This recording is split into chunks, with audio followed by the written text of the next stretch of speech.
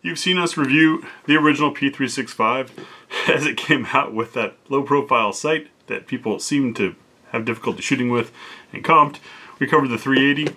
These little guys are awesome, near pocket size with near subcompact capacity, I guess is the way to say it. But even with the pinky rest, they've left my hands a little bit floating.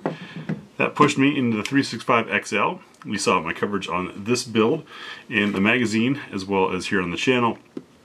And I can almost get another hand on there, but it's a good size. We've tinkered with some of the Acres Precision options, which changed the grip even more. Ended up having to use this 15-round magazine, and that always left me kind of like, well, I'm kind of not really getting my hand on there. Additionally, the 15-round mag being so squared back here tends to print pretty bad for me. But they're great shooting for their size. Well, now Sig's got the P365X Macro Comp, which is what we'll take a look at next here on the channel. 17 rounds and compensated. Now yes, this was sent by Sig. We're lucky enough to get our hands on one, and it did come with their new light and the Zero Elite red dot sight. We're going to run it like this as the gun comes, because I'm assuming that's the way you guys are likely to pick one up. So if some things may be slightly different, but we're doing our best to run it just the gun. Inside the case, you have that gun. Doesn't look like a 17 rounder, does it? A second 17 round magazine and mag loader. Having just experienced on the Hellcat Pro how tough some mags can be to load, glad this came with a loader. Gonna make sure I take this to the range. Hellcat Pro mags, man, I couldn't get them past 13 rounds. Nice big witness windows on the backside there, and you can see cuts on both sides of the mag, meaning that it's set up for ambidextrous because you can reverse the magazine release. Had a nice quality chamber flag in there. I know some guys like to laugh at that, but if you've ever been at a range that requires chamber flags, it's annoying when you have one break and then you have some RO come over and rah, rah at you because your chamber flag's broken. So nice that that's in there. This is not the manual. The manual, you have to go online. It's got that QR code to download. My phone wouldn't pick up QR codes. That's what I get for upgrading phones, right? So I went to the website and found it, and the current manual does not list the X Macro Comp in there, but everything in it is 365, so it should work. I assume the reason why they're doing this is to allow them to update the manual online, as well as cut down on printing stuff out. So they've got their warnings. It's just a book of warnings as mandated. An ad for some lubricant, NRA, Sig sticker, and underneath here, your federally mandated lock, and something else that has me kind of interested in this model, different back straps, and we'll cover those later in the video.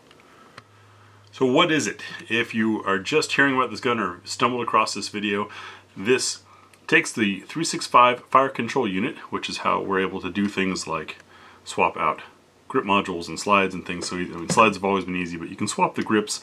That's not the firearm. The firearm is a serialized chassis in here that's very easy to remove. Covered that in other videos. Lets you do whatever you want. So they took that and added a 17 round magazine using their super narrow mags to give you a full hand grip. And with my XXL glove sized hands, I can slam a mag in without pinching my finger.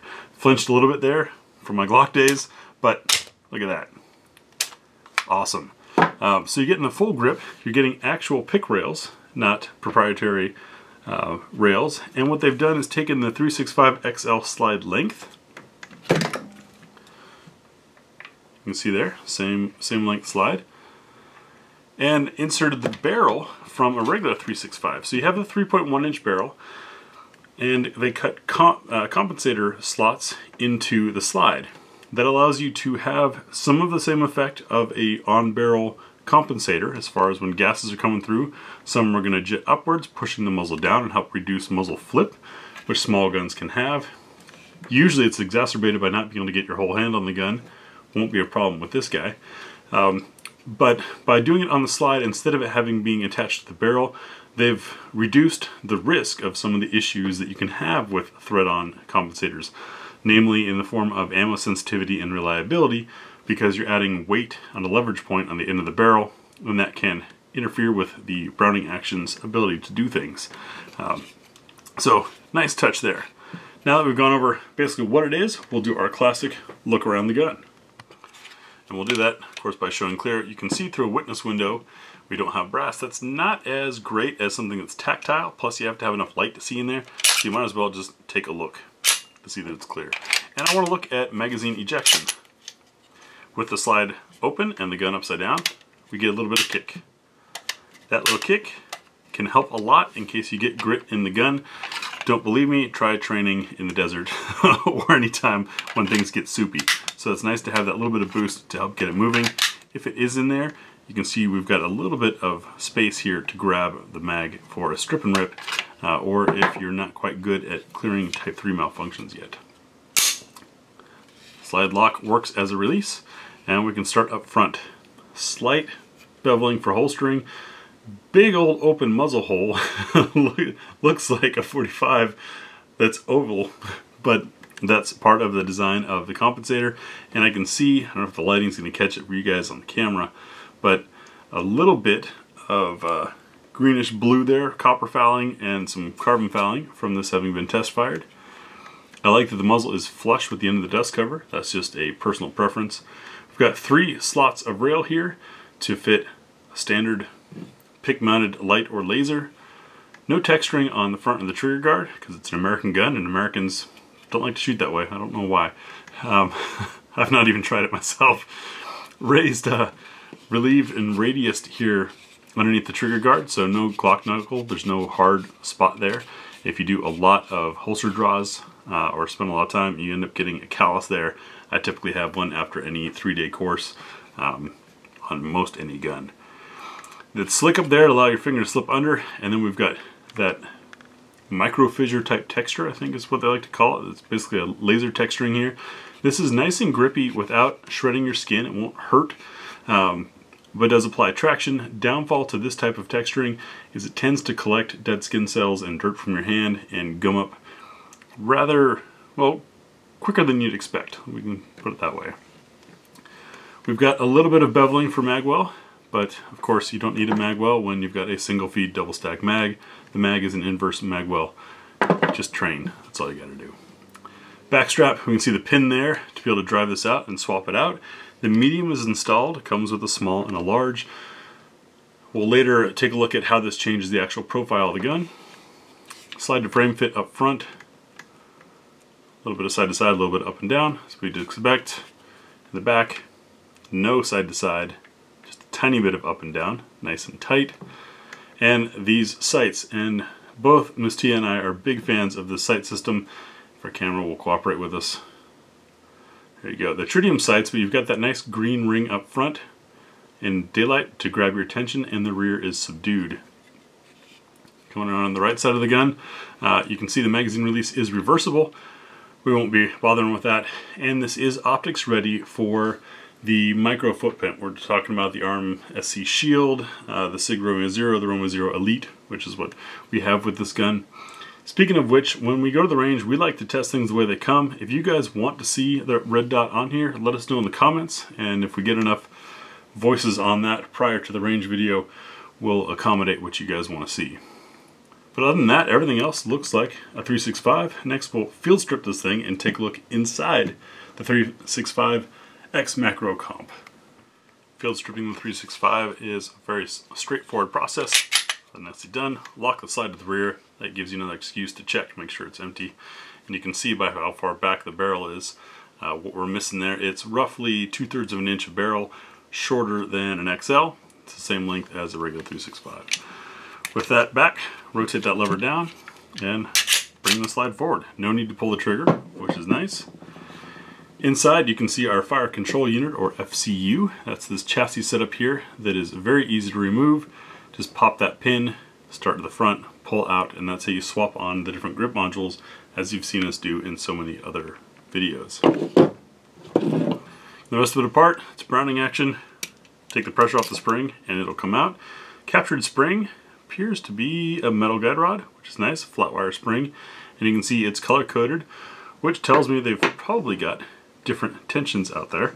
I want to say this is the same length spring as an XL. Let me strip an XL real quick and I'll compare. So coming off of another XL and out of this guy, yes. So for those of you who've learned the magic of the DPM systems recoil assemblies, and we've got a video explaining those and talking about that, looks like you want an XL size to run this thing. So easy to take these things apart. Tap on the barrel to get it unlocked. It's going to have to come down a little bit and then out. And we can take a look inside of our slide. Superbly clean machining, as we've come to expect. A little bit of grit from packing grease and being test fired, but very cleanly done. And we have our drop safety plunger on there for those who don't know. Now we'll take a look at the barrel. Looks like a standard 365 barrel. Doing our chamber fit as always using some Nosler ammunition. We've been using them for years for accuracy and for this chamber fitment because it's the most precisely and consistently loaded stuff that I've seen, and since I don't have an official SAMI model of ammunition, Nosler is as close as it gets. I do notice there's a lot of nice beveling. If the lighting will catch it. Sorry about the shake that. There you go. All the way around in case you have any errant feeding issues. But as I drop this in the barrel, we're going to listen for a clunk and see if it rotates. We got nice free rotation. And we're looking at chamber support. How much brass is exposed beyond that little shoulder? And it looks like none. This is a fully supported chamber. That's important in case you ever have something go terribly wrong with the casing. Be it a reload or something that factory loaded came out wrong, weak case, whatnot. When the case wants to rupture, having support around it helps keep things headed that way. Versus having blast come down in your hands. When we get this to the range, we will do our standard battery of tests. Cold shots, you'll see the very first shots we put through this thing, absolute first impressions. Full magazine +1, test out these new mags, see if they can run 18 rounds, because 18 rounds in a gun this size, pretty awesome. Then you'll get our trademark what's for dinner test, see what it eats. We'll try it at the spinner with that 3.1 inch barrel, and then some accuracy shots and afterthoughts from two shooters, myself and Miss Tia. I'm really looking forward to this because I like being able to get my whole hand on the thing. You guys can see the dimensions online. There's no point in me grabbing other guns to compare to, but it is just as slim as a regular 365. It's just got a little more grip to it, which is all I've been needing to really like these things. Personally, I'd prefer a longer barrel than the comp, but I haven't shot this yet. That's one thing I'm looking forward to testing out and seeing, does it make a difference? And also, what's the energy loss? You know, most ammunition is formulated for a 4-inch barrel for 9mm, and so once you go below that, your ammo may or may not be having the right speed. Some companies, Sig included, have formulated ammunition specifically to perform properly out of the short barrel, but if you want to use other ammo, maybe longer barrel. So what I might end up doing is slapping my XL slide and barrel on this guy, and then have the longer barrel and the longer grip. But we'll see. If you guys want to see a video testing that and looking at what kind of energy differences you really are getting between 3.7 and 3.1 inch barrels, or 3.6 and 3.1 inch barrels, that'll be, I don't know, I'm curious about that. I really wanted to, I think I'm going to do it anyways, whether or not I have the camera on. Let me know in the comments section. Now we'll take a look at the back straps and how they might change the way the gun fits your hand. I'm going to try to pull this off by layering the videos over one another slowly. What you're going to be looking at is the change back here to see if something's going to be more or less filling for your hand, or how it might change the angle there. This is the medium backstrap. Now the small backstrap, I noticed in picking this up and handling it that I can still get good trigger reach very easily. I just end up creating a little bit of a gap up here, just based on there being less material down here. And lastly, the large backstrap, which to me feels the best. When we get to the range, we'll figure out what works for me, what works for Miss Tia, and that's what we'll run with in the video. Other than that, this concludes tabletop review and field strip of the P365 X Macro Comp. We'll see you guys in the range. Thanks for watching.